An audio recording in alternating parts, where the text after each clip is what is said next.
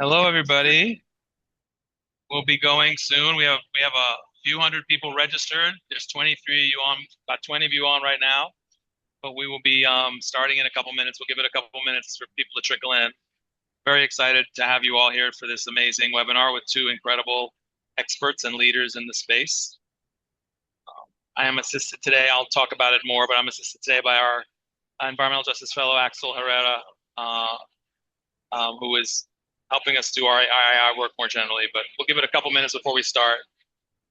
But well,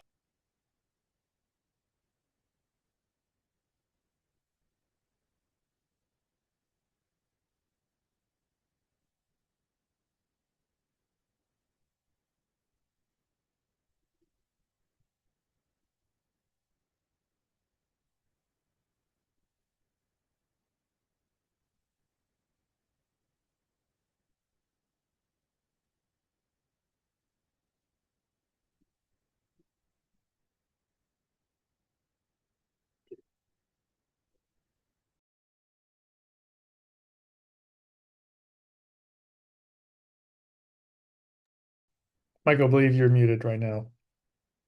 I love the process of watching the attendees list fill up at the beginning of these calls and sort of seeing the people I know and everything. It's very cool.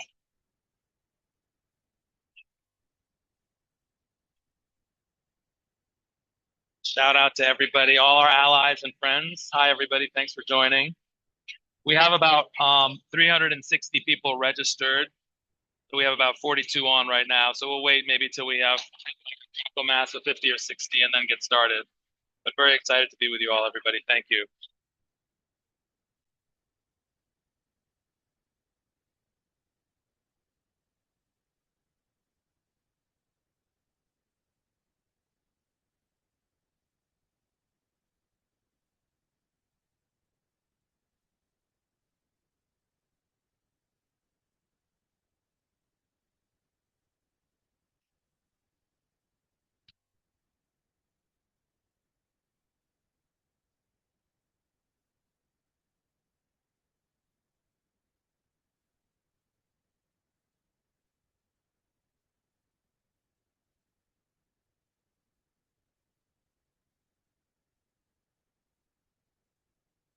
All right, we're almost at 50. We'll start when we get to 50.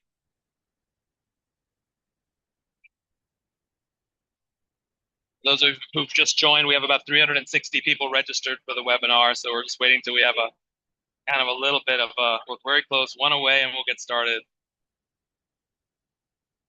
There we go. We're at 53. Hey, everybody. Welcome, everybody. Thank you very much to this webinar, From Recklessness to Regulation. This is the third in our series that the Yale Center for Environmental Justice is hosting on the AI community, the crisis of AI in our communities and environmental justice communities around the country.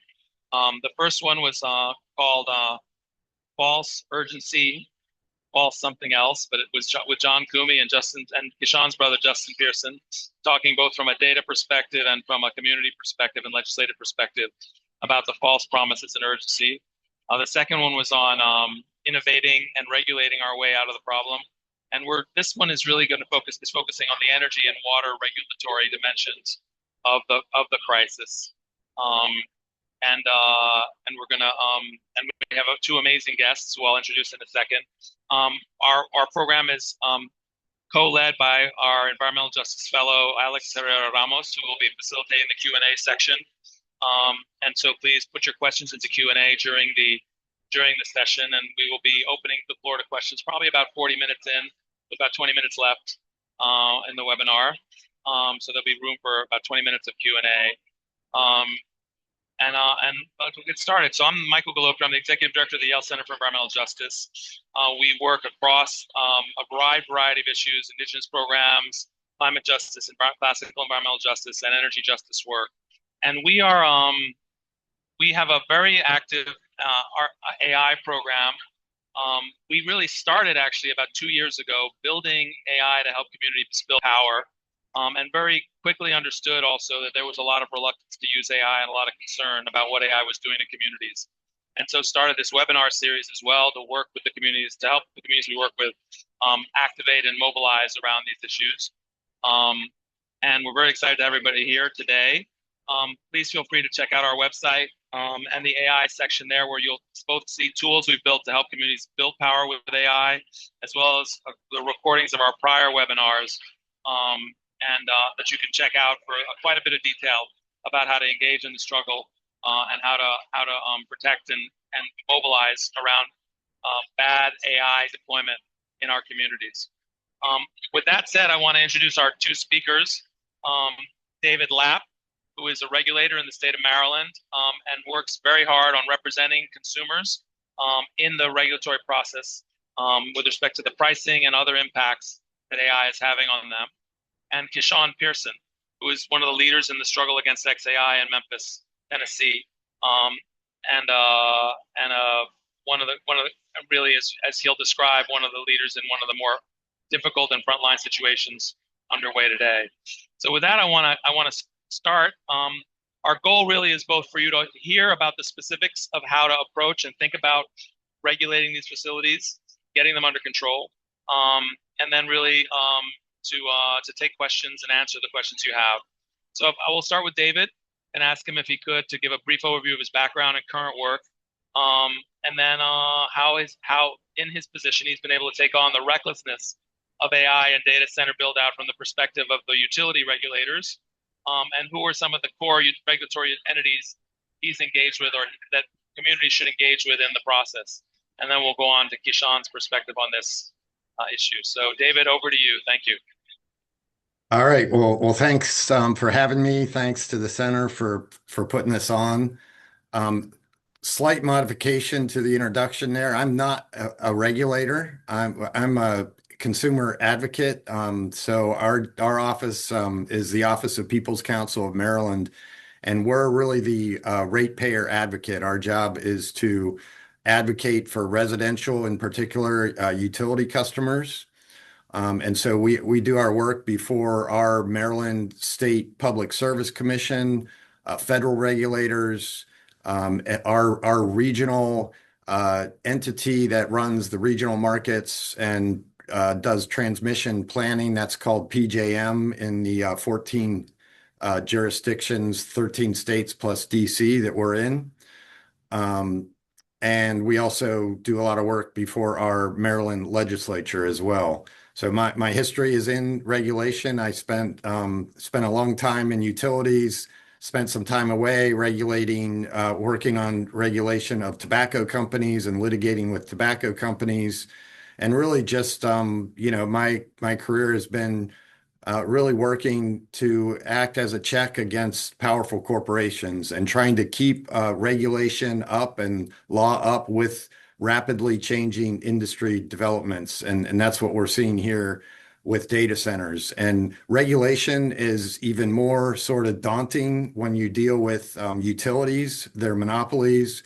Utility customers are captive and they're getting, an essential service, and they're for-profit companies generally, and they're looking to maximize their profits. And in the case of data centers, of course, they can work with, sometimes they're opposed to, but often they can work with other powerful corporations. In the area of data centers, we have big generation companies, and we, of course, have big tech. And it's small consumers that can be left on the wayside carrying the tab. And most of our work is on cost issues. And so really what we're seeing with data centers is the beginning, and I think we're just seeing the beginning, if we don't stand to correct it, of a massive transfer of wealth from existing utility customers, including residential customers, to big wealthy corporations. And that includes utilities and data centers, in particular, are big tech companies. Um, it's important to understand that the way utility regulation works, costs often spread out over time. And so the data center boom is relatively new, and a lot of the costs we're just beginning to see. And if we don't fix the problem, we're going to see much, much bigger costs coming down the road. And to put it in perspective, Here in Maryland, we're seeing very modest data center growth, but we're sitting right next to Virginia, which is the data center capital of the world. And just in the next 5 years, Virginia is looking at adding the peak demand on the electric system there and adding in 5 years what Maryland has developed in over a century. So it's like taking the state of Maryland, all that, everything that's been built up over all that time and dropping it into Virginia in 5 years. And that's record speed. So what we're seeing from that are three different major categories of costs that are being transferred. Potentially, we're fighting a lot of them, and some of them are more down the road, but they're capacity costs, and those are generation costs, and those are to maintain reliability of the system. And in the last three capacity market auctions of PJM, the estimated increase from data centers is $23 billion. And so that's being spread across all customers in the region, 23 billion. Transmission costs over the last 3 years, we've had I believe it's about 24 billion across PJM and transmission costs. And we know that Maryland is being allocated about 2 billion of those costs, even though Maryland doesn't have much data centers. So these transmission expansion is happening for data centers, but the costs are being socialized to other customers. And then we have energy costs, and energy costs are often the biggest part of the bill. They're a little harder to estimate, but we're looking at forward energy prices that are 10 to 20% higher, largely we think due to data centers. And the problem that we have is that our system of regulation is premised on something entirely different. This is utility regulation. It's premised on gradual growth that is spread out across broader regions, diffuse growth. So what we have is a regulatory model that really is an anachronism with respect to data centers that have city-sized growth, highly concentrated areas, and the regulatory model is just not built for that. And that's the state and federal regulatory model. So what we've been doing is working to fix that model as fast as possible. And our work is at PJM, our regional entity, at the Federal Energy Regulatory Commission, which regulates wholesale costs and power markets. They're the regulator of PJM.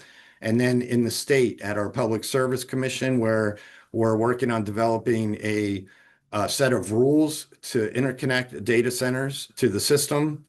And also we've been very busy at our Maryland legislature trying to address these data center issues. So we're really looking at tens, if not hundreds of billions of dollars of infrastructure that has to be built in advance. So that's one thing to really keep in mind is that when it comes to data centers, they can be built quickly, but the energy infrastructure takes time to build.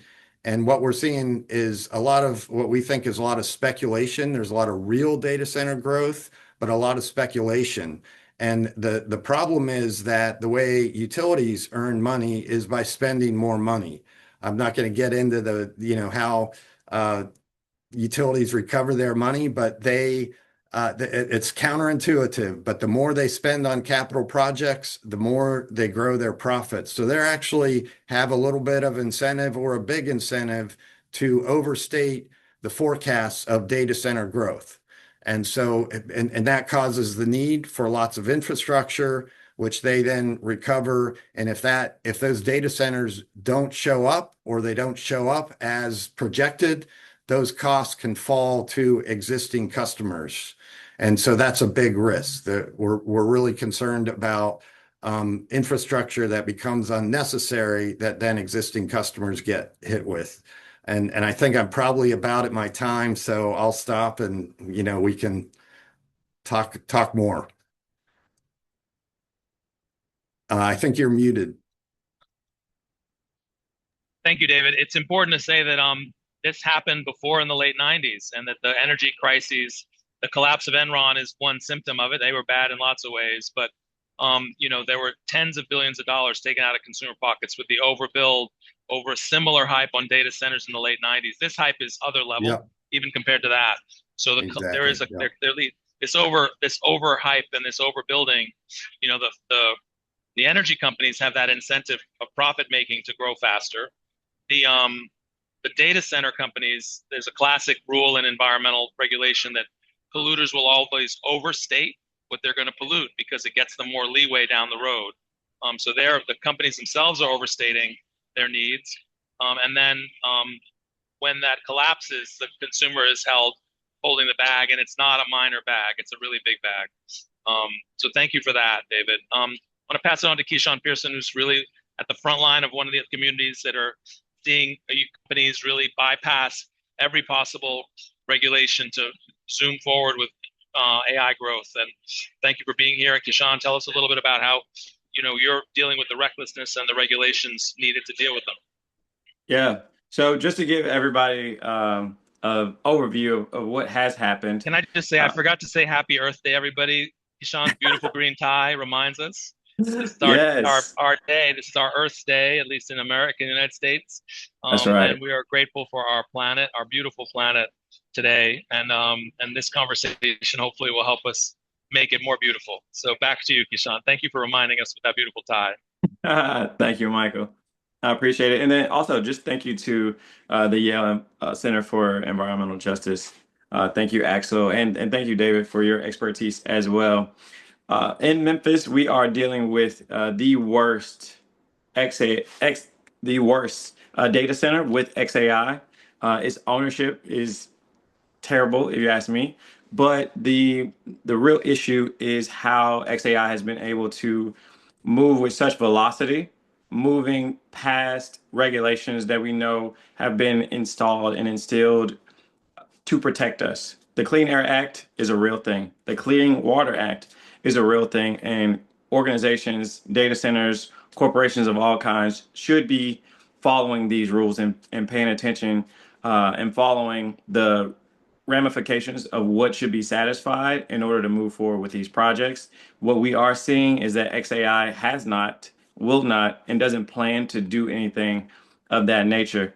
In Memphis, we have not one, not two, but three data centers simply for this one project. So XAI came into town talking about Colossus One, 100,000 GPUs. It was going to be, a medium-sized project. And what I've seen is what folks are seeing around the country is that these folks undersell on the front end and then exacerbate all of the projections. And so it went from one building and 100,000 GPUs to over a million GPUs, needing 1.2 gigawatts of power. And the necessity for all of this is rooted in what the last conversation was about, in this sense of urgency around being a frontier AI model, which, based on Grok's history, I don't see that happening. But what we have continued to experience is the use of illegal methane gas turbines at Colossus One, up to 33 of those methane gas turbines that generated about 5 megawatts of power each. At 33 methane gas turbines, they outpaced our Memphis International Airport in nitrogen oxide and and dioxide. And so we have increased smog levels, and it's something you can directly see. Students from the University of Tennessee, Knoxville, worked with NASA equipment to get us the exact numbers, and it's 79%. We saw a 79% increase in our peak nitrogen oxide levels because of one company in 1 year. And when you think about how much pollution that is, again, we're talking about more pollution than the Memphis International Airport. And just here recently, they were approved for 41 methane gas turbines that are even larger. These generate up to 35 megawatts of power. And so we're seeing a behemoth of pollution, and we're having to breathe in pollution at levels we have never seen before. Our community, though, is not a stranger to this. And before Elon Musk got here, we had just started to celebrate because Sterilization Services of Tennessee had just closed after we fought against them. They were emitting ethylene oxide, a carcinogen, similar to formaldehyde that is coming out of these methane gas turbines. These are known to cause cancer. And so we already are dealing with a cancer rate 4 times the national average, up to 12 times the national average in some other areas. And so we've had to gather as a community and rally as a community to fight back because we know what the downstream effects are. We know that the downstream effects are increased respiratory illnesses, increased cancer rates, and unfortunately, increased death. I've lost both of my grandmothers to cancers. I've lost multiple uncles, aunts to cancer as well, even as soon as this year, as recent as this year. And so, what we are fighting for is the right for our people to live longer lives and healthier lives. It's Earth Day, and I truly believe we all deserve a healthy environment that has clean air, clean water for everybody. I don't think you have to have a certain bank account or need a certain skin color. And so here in Memphis, we've organized our community. We've even helped to organize with some of our legislators and elected officials. But we've also held elected officials and appointed officials accountable because these are the folks who have been making the decisions that have allowed the harm to continue. When XAI was polluting illegally and unlawfully, our Shelby County Health Department didn't stand with the community and say that they have to shut down the turbines. They actually hired lawyers to go and fight against the community. And so when we think about what is taking place, what is at risk, it is our water. The Memphis Sand Aquifer is where we get 100% of our water. And if anything were to happen, everyone in this entire region would be affected. Additionally, we all share the same sky. We're in Region 4. EPA Region 4 has been out of attainment for ozone on and off for the past decade. What we are seeing with this level of pollution is that those numbers will continue to increase and all of us will continue to suffer. It won't just be South Memphis that'll suffer. It is also North Mississippi and Arkansas that'll suffer as well. And so this is a regional issue, and this is something we all have to continue to pay attention to. But ultimately, it's not just isolated to the illegal turbines, because when these data centers connect to our power grid, Memphis Light, Gas, and Water gets their power from the Tennessee Valley Authority, and those folks have just received the permit for 6 new methane gas turbines, and they're located in the same area in South Memphis. And so when we think about building out even more fossil fuel infrastructure for data centers, that is the byproduct, and the same communities will continue to suffer. And so that's what we're up against. That is why we continue to organize and we continue to march and continue to push back in the ways that we have. And so through litigation, through also working with the folks who we've been on opposite sides against, but we've had to work to really establish a new normal. And we're still in that process, but we have to continue to move quickly and with a sense of urgency because the velocity that they're moving with is only putting us in more danger.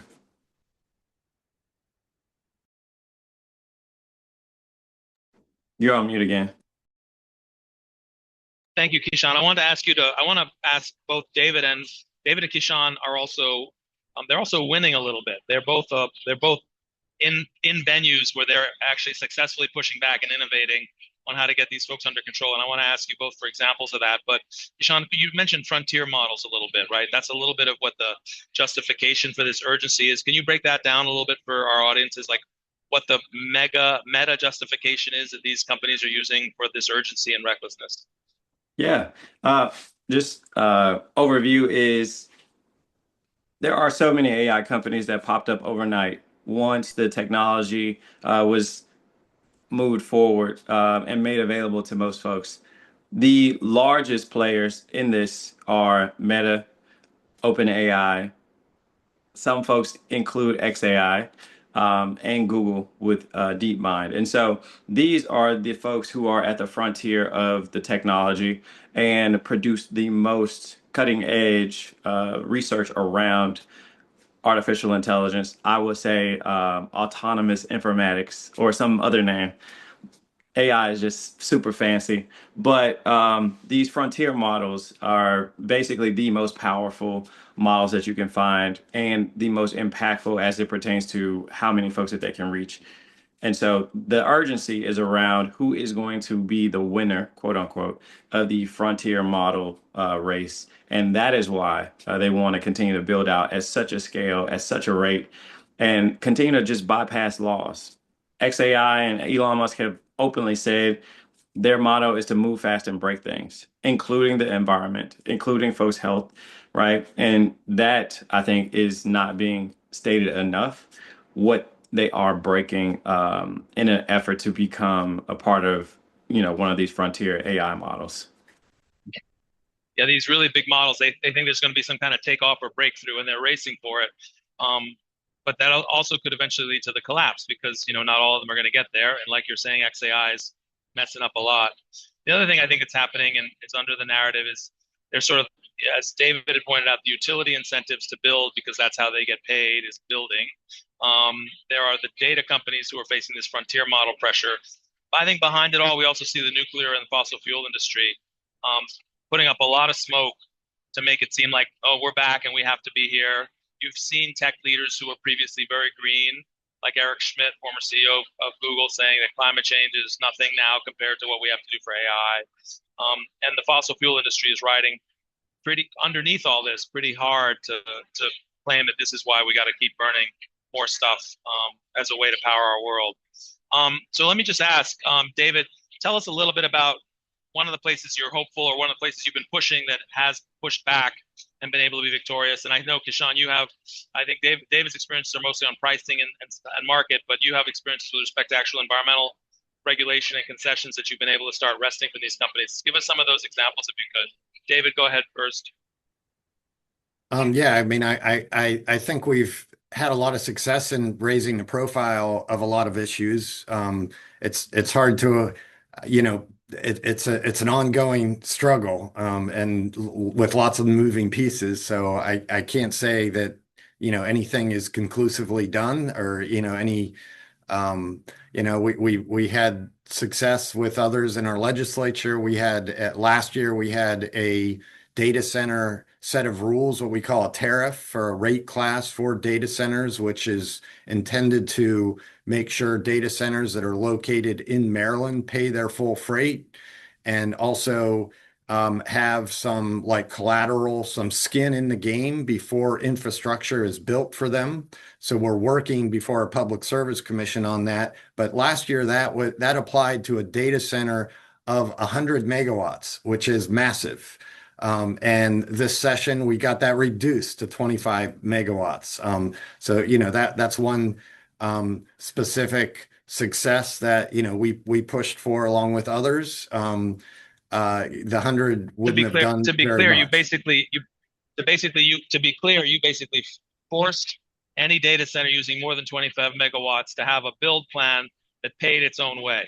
That did not impact the ratepayers, right? Yeah, I mean the specific rules are still being worked out, but yes, that is the idea. Yeah. And arguably you could apply that to something smaller than 25, but 100 was sort of was ridiculous. One of the other areas where we were really early on in the summer of 2024, we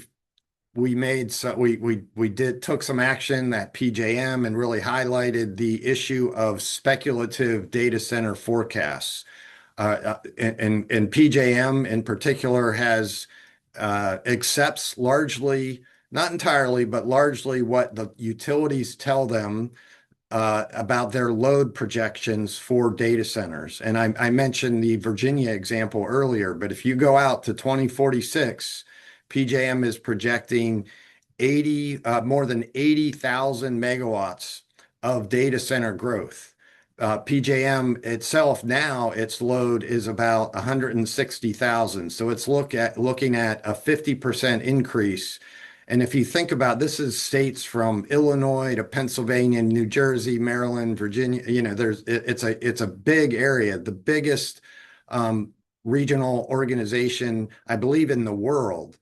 And, just a massive amount of power demand that has developed over, more than 100 years. And you're taking that and you're adding half of that again in just 20 years. Well, there is going to be a lot of data center growth likely, but it's not going to be that much. What we see are data centers shopping the same proposals to different utilities. And this is pretty since we really pushed this issue, and I'm not going to say, we're the only ones who did it, but we were out front in highlighting this problem of speculation in these load forecasts. And the load forecasts are important because they drive the infrastructure investments, because the infrastructure has to be built before the data centers come. So this is just the way utility regulation works. And usually it works okay because, again, the growth is gradual and it's dispersed. So the rules assume that,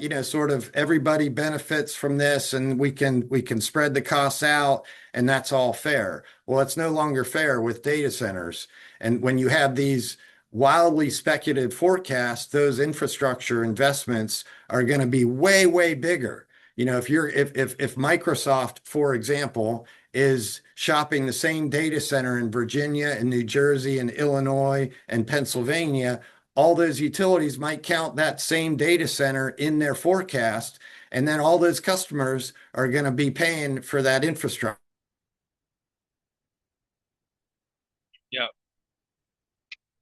Yeah, just you're frozen for a second, but I just want to say, and then you can just see the circular firing squad come. Whenever I hear Sam Altman or a big tech CEO talk about how much energy they need, they don't know anything about energy. And you can see the utilities saying, "Oh, but the tech companies told us we needed this," right? So they're going to point the finger at the tech companies for the demand they have, and consumers and communities are going to be left holding the bill. And again, this happened before on a smaller scale in the late 90s. And those of you who remember it, huge consumer ripoffs for energy pricing in the late 90s from this collapse as well. David had warned us that he had potential internet problems, so he may be dialing back in. KeShaun, you've had success on the health and community benefits, community concession side. I know your battle's not complete by any means, but tell us a little bit about what you've been able to wrest out of your regulators and how. Yeah. So I'll lead in with federal legislation that has literally backed up what we have known this entire time. From the moment that this project was announced in Memphis, and we knew that they were using illegal methane gas turbines along with the Southern Environmental Law Center to protect our aquifer and Young, Gifted, and Green. We reached out to the Tennessee Valley Authority. We reached out to the Public Health Department, the Shelby County Health Department, to say what these folks are doing is not right and is not legal.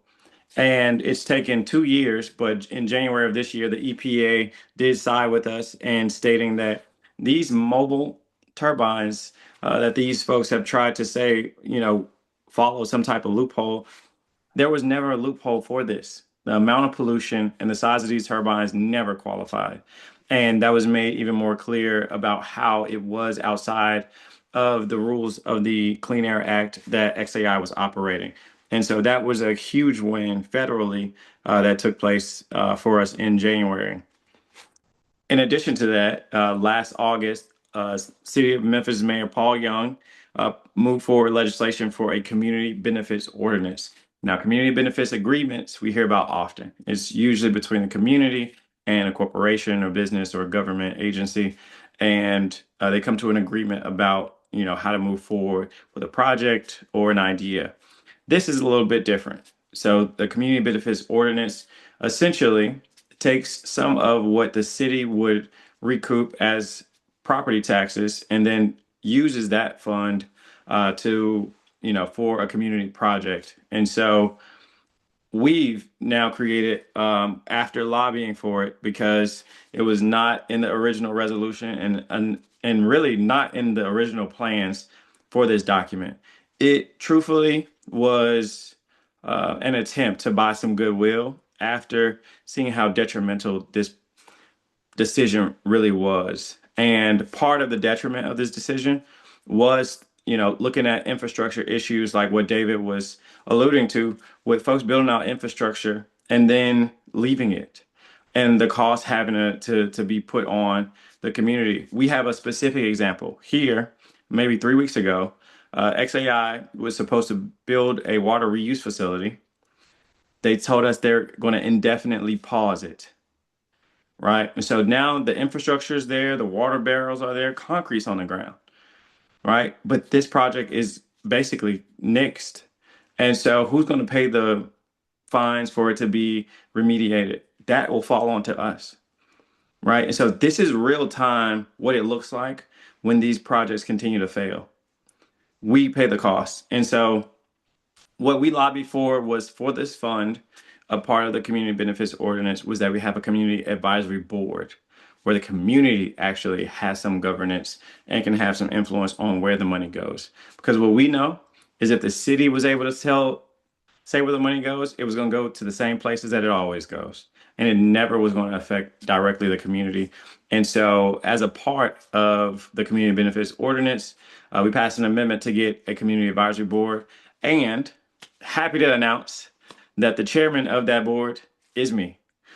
And so I will be representing Southwest Memphis and making sure that there is a direct impact positively for our health and for our environment that comes from the delegation of these funds from the property taxes of XAI. And I tell everybody the same thing, right? We don't want them here, but they pay the property taxes. Let's see how we can use those to help our community. Very cool. Thank you. All right, well, we're going to go to questions and answers from the audience. If people could start going into the Q&A a bit, I want to ask each of you one other question, which is, where do you see alignment or disconnect, right, between what communities are concerned about and where they need to take action, right? We see people like talking about boycotting AI within their organizations, not using it. All that might be legit, right? But where do you see sort of things community groups are doing right now that really will materially help their struggles, or places that they should focus on primarily in the regulatory space or the community organizing space around these issues? Where is there alignment? Where is there disconnect in terms of the experiences you're seeing? David, and then KeShaun. Yeah, I think there's a lot of great work going on out there. And I guess I would say that what's important to keep in mind is that these issues are very multifaceted. And I'm most familiar with the energy and electricity issues. But even there, we need to pay attention to the different categories of issues. One of the things that can you hear me? Okay. There's a lot of discussion about like the driving, the peak demands on the system. And, so data center flexibility is a really hot topic, right? And that can be important because the electricity system is built to meet those peaks. And if we can reduce those peaks and data centers can come online but get offline during those peak times or reduce their demand, of course, how they do that is important. Are they using diesel, backup generators to do that, or are they actually ramping down their operations? But that's just going to be part of the piece, because energy markets, which is the electrons that you're buying, and often in markets that are like real-time markets, data centers might ramp down during those peak demand times, but the rest of the time they're consuming large amounts of energy that are also raising costs for customers. And so data center flexibility may address some of the issues, but it doesn't address all the issues. And so it's important to keep all those pieces in mind, because data centers really break the paradigm in many, many different respects. And so we just need to be aware that, in PJM, there's a whole lot of talk about capacity market. And that's like that's about meeting that demand at that peak time. There's not a lot of talk about the impacts on the energy markets or even on transmission and those costs. So we're trying to elevate those issues because those costs are huge. Capacity it costs about the same in PJM, or it may be even less than the transmission costs, which are being driven upward by data centers. And then the energy costs are the biggest part of the wholesale portion of the bill. And data centers are driving those costs up, and those are harder to calculate. But we know we're seeing higher energy costs because of data centers. So I think it's important to take a step back and think about the bigger picture. Part of it is that we have in the utility industry this concept, this important concept of obligation to serve. And that's an important concept like that developed a long time ago, where we don't want a utility to be able to say a new residential customer, we're not going to serve you because we don't feel like it, or you're in a neighborhood we don't want to serve. Like, so they have an obligation to serve. And that's an important component of sort of utility regulation. But should that apply to data centers? Like, should utilities have to serve, a whole new city that comes along? And certainly those are the sorts of things I think we need to question, those fundamental components of utility regulation that really are anachronistic with respect to data centers. That's great, David. Thank you. KeShaun, tell us a little bit about places people are paying attention that make sense and places they need to pay more attention, the disconnect or the connection between attention and where action can happen.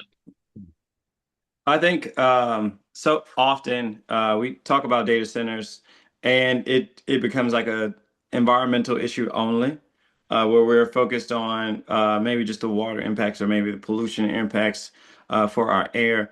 And the truth about it is that there is so much intersectionality with this one topic, because it is a social justice issue, it's an environmental justice issue, it's a public health issue, and it's a public safety issue.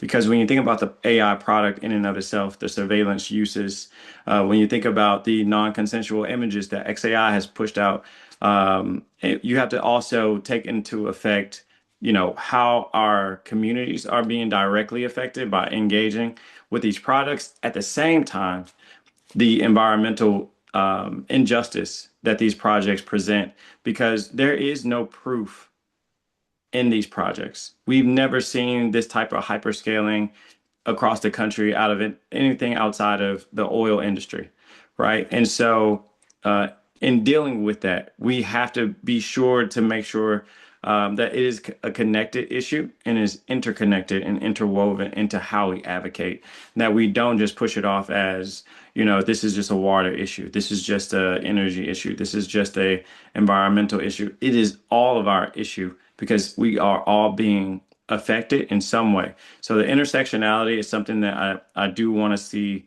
more talk about, more information about, and alignment.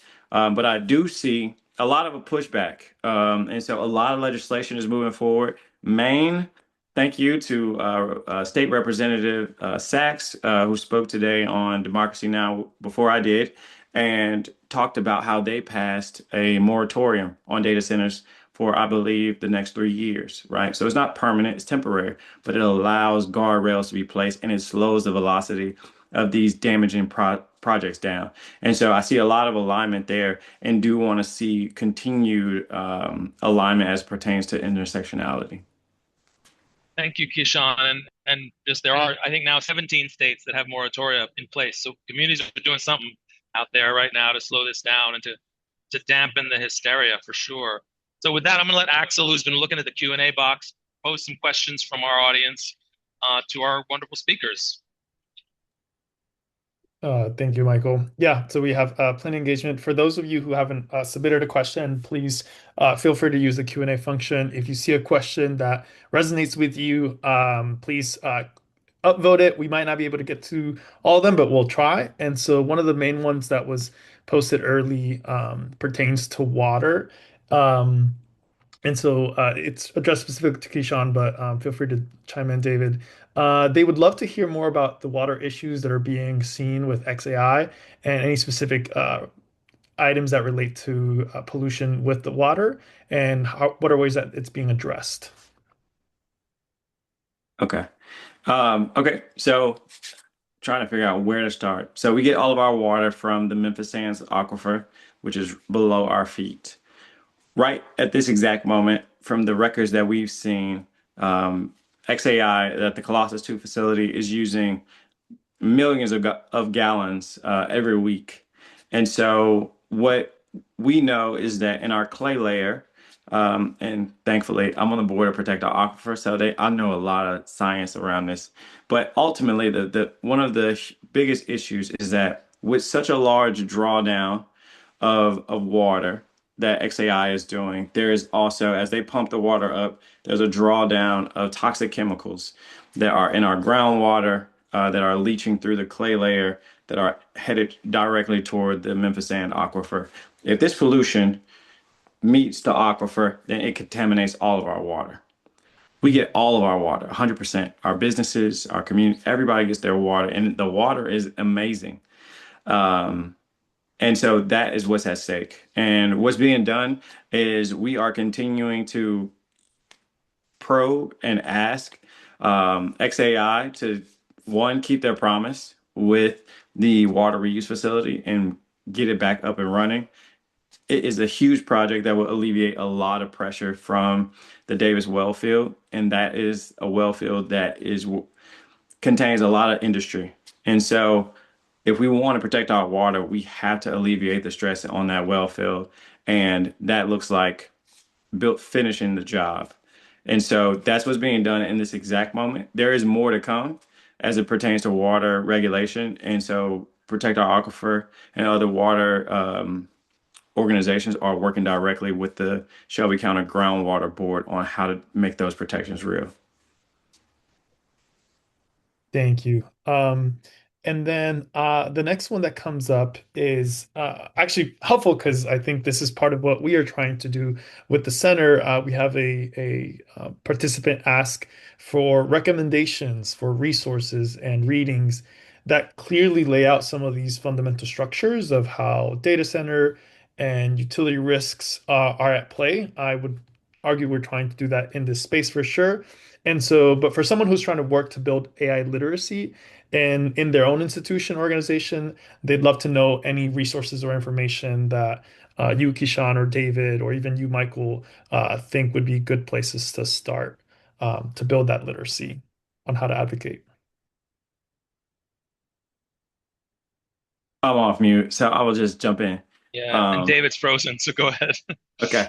All right. The So electric company is messing with David's power supply today, believe it or not. that So go ahead. literally, Yeah, he's being targeted. yeah, And so we hope to have him back soon. yeah. What I would lead with is a couple of things. The NAACP came to Memphis and hosted a convening, and out of that convening came the data center principles. And so there's a lot that can be learned from that. And so I would just literally Google NAACP data center principles. It should come up for you. As it pertains to legislation, there is an organization called the AI Now Institute. They have a North Star document that goes into real detail around different policies, and I think that's extremely helpful on a multitude of levels because every state is different, and so they have a resource that can really help to cater to whatever your need appears to be. But it's just also a great place to start learning. Let's see, I can keep going. So Media Justice also has a data center toolkit. So that toolkit could also help and be a good place to start. There's so many. David, we go lost for you, it. but one of the questions is also about utility structures and data pricing in data centers and any readings that you'd recommend or resources you'd recommend. I think David's now dialed in. I don't know if you can answer that now. Yes. Can you hear me? Yeah, Go ahead. Can you hear me? Yes. Yeah, I mean, there's a fair amount out there. If you're interested in the different sorts of costs, you could actually go to our website and go to our press releases and just search, data, and you'll see, different links to actions that we've taken with respect to data centers, which really discuss, a lot of the points that I've hit upon in terms of load speculation, transmission costs, and, state rules for data centers, that sort of thing. But yeah, there's a lot of resources out there. Let me say, if you go to our website at Yale Center for Environmental Justice, and the link is both on the invitation and in the chat, we have a page devoted to these webinars and our tools. But we've also we kind of keep pouring resources into something called Notebook LM, which is a closed set of an AI that basically analyzes just what you feed it. And we've vetted a lot of these technical documents, so you can go in and ask questions like, what kind of model legislation exists? What are projections? And it'll give you pointers to some of these documents. So we're going to keep working on building that library, and the tool itself will point you back to documents that are more technically in depth and summarize them in language that's appropriate to whatever level of expertise you want to bring to the table. So please just go to our website. We'll continue to be a resource like that. We'll be refreshing it after this webinar with some new materials as well. Go ahead, Axel. I'm going to, I see one of the questions with most upvotes, but I'm going to come back to it just in case we have time. I'm going to go to a third one down the road that talks about the public health aspect with a lot of this. And this person's saying they appreciate that this is one of the key things that is being raised as a way for us to advocate against some of the consequences of data centers. And they are asking if there are any mechanisms for communities to implement something like a surety bond that would put developers on the hook for negative environmental or health impacts. So sounds similar to a little bit of what you were talking about, KeShaun, but maybe either of you see other examples of how to kind of create these like kind of shared accountability structures.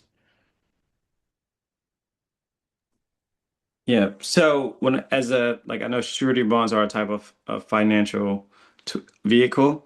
And so I don't have the depth to really give you a one-to-one. But what I can say is when I think about the responsibility and accountability mechanisms, like we have the community benefits ordinance, there are ways to build maybe an ad hoc committee for oversight, right? Or an AI or data center committee that would actually be able to unearth the information using zoning laws, zoning rules, or FOIA requests to really build out how to keep folks accountable to what they said they were going to do, and what the environmental impacts look like. And so I think you have to get the information first. And so I think that transparency is a part of how I would start. And you can do that through whomever is your public utility, not your public utility, but your public health institution.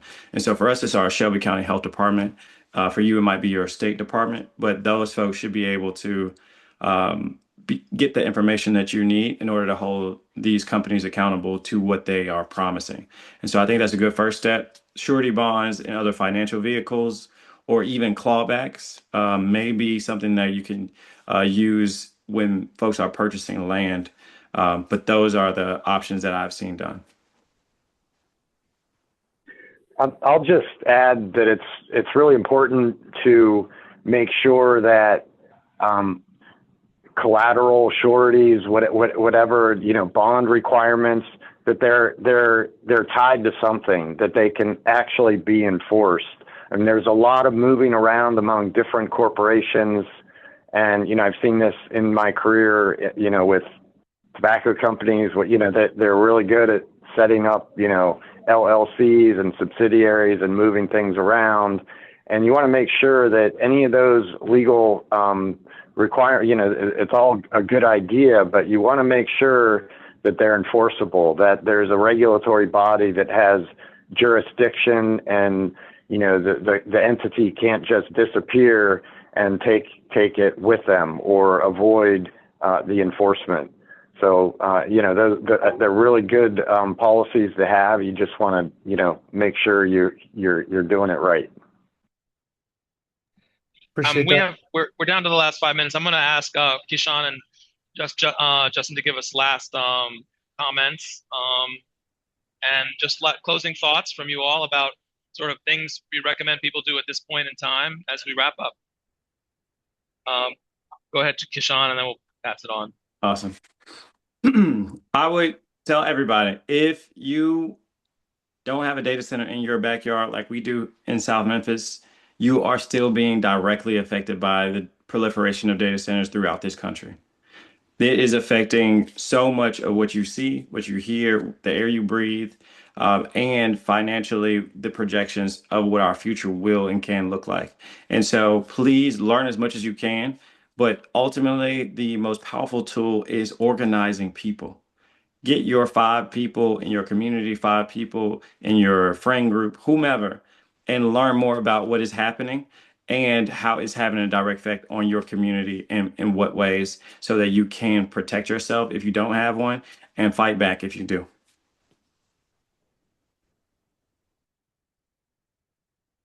I would just add that all those regulatory proceedings, people are there and they will listen to you if you come out and talk, or and get folks involved, whether it be at the at state level regulatory proceedings or also at the federal level. And probably it seems easier, and these issues are ultimately many of them are local, but there are federal issues as well. Electricity does not know state borders and is regulated in a major way at the federal level. So it's important to speak up and make yourselves heard at federal regulatory proceedings as well.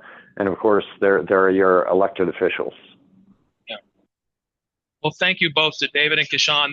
We are the other side, the flip side of the Yale Center for Environmental Justice's work is, in fact, we have built AI tools to help communities intervene in local processes by training on past comment letters and helping communities draft effective, legally binding, legally actionable comments. You can check out our website for the tool, PEPPER, Public Participation in Environmental Regulation.